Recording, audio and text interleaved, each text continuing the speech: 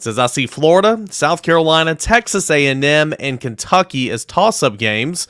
I think Tennessee needs at least 3 of those wins. Do you think that Tennessee gets them? Rob, we can start with you. I'm AP today. I think Tennessee gets them all. I'm joking, but I'm not joking. I really do. I've been doing all the previews, the opponent previews, for the past couple of weeks. I think Tennessee wins all those games. I mean, everybody needs transfers to hit in college football these days. Kentucky really needs transfers. I mean, Devin Leary's got to be the guy, and and he probably will be. Pretty good. If you go back to 2021, he was outstanding at quarterback for Kentucky. But still, they lost a lot. I don't want to get into the details. Kentucky's got some holes. Start with the offensive line. Texas A&M. I want Brett Hubbs' opinion on this marriage. I think Bobby Petrino and Jimbo Fisher is the biggest. I mean, it could be a home run, or it could be a strikeout on 3 pitches looking. It's got all the possibilities of being a Kardashian marriage, or it's got the possibilities of being something that lasts for a good 4 or 5 years till Bobby Petrino gets a head job somewhere else. He's not looking to stay there forever. He's going to try to leverage it to get another job, be a head coach somewhere, I'm sure. But it could be. I mean, it could be ugly. It could be a quick annulment. I'm telling you, it could be bad. They play at Texas A&M October 14th. It wouldn't shock me if Petrino didn't make the trip. I mean, DJ Durkin, when he's the safest bet you have as a coordinator.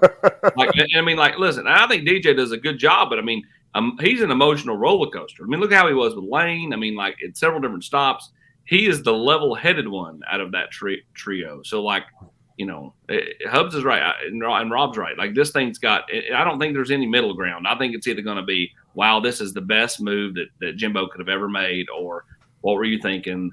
See ya.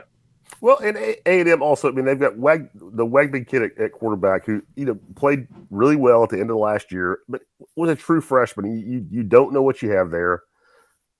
I just think they're a big unknown. They've been stacking big-time recruiting classes right on top of each other for the past 3 or 4 years. So there's talent there. But I like Tennessee's chances. And I think in Florida was the other one he mentioned. Yeah, I think that's a great team to be playing early in the season. 2 new coordinators, transfer quarterback. Just a lot of new parts there. But I think that's. I think you're really glad to be playing Florida in week 3. South Carolina as well, Rob. Man, right after what happened last year, you can't discount them. But I don't know if anybody is relying on the transfer portal as hard as South Carolina is, and not big, not quarterback and that kind of stuff like Florida and Kentucky are, but just they've got a lot of pieces at receiver, running back. That has to hit. Secondary, and again, after what happened last year, you just can't discount them.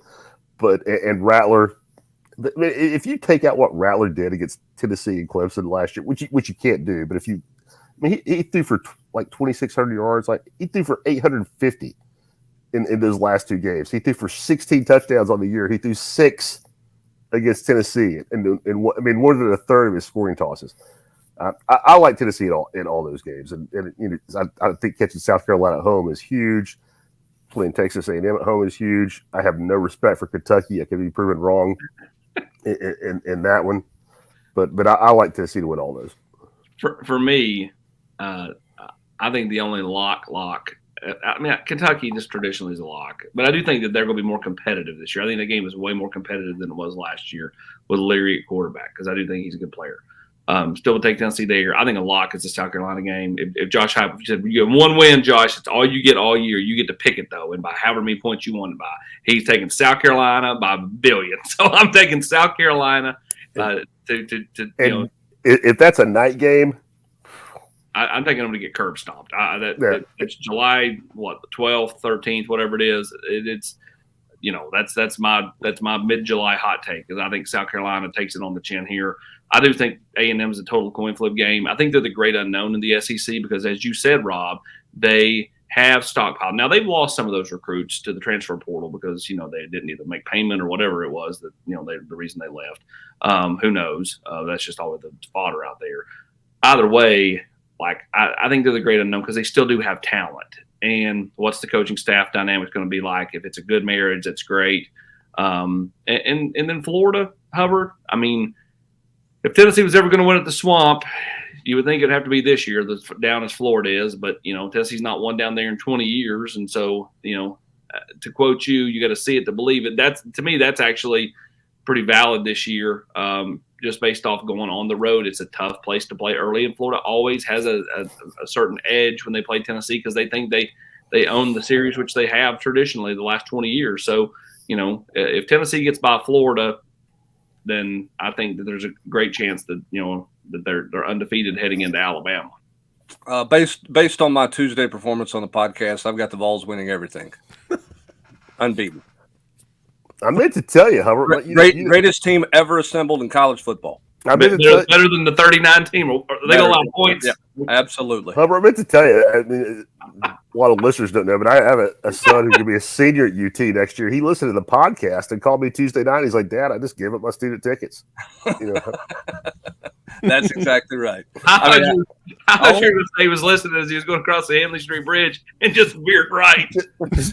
He just jumped off, they think. I mean, I only said they were going to win 9 games, but I had a bad day. So hey, Hubbard, we'll move on to the next question. They've only won more than 8 one time since 2007. Oh, that was last year. So I mean, picking him to win 9 is actually pretty nice. AP, this is a tangent. This is I told you guys doing the previews. I ran across this stat. It just blew my mind. Kentucky, in the history of the program, has 22 7-win seasons. In history. That's pretty. And Mark Stoops has 6 of them. Oh, I can believe that. And all of that cake schedule he's had. He plays Mississippi State every year. It kills you, doesn't it?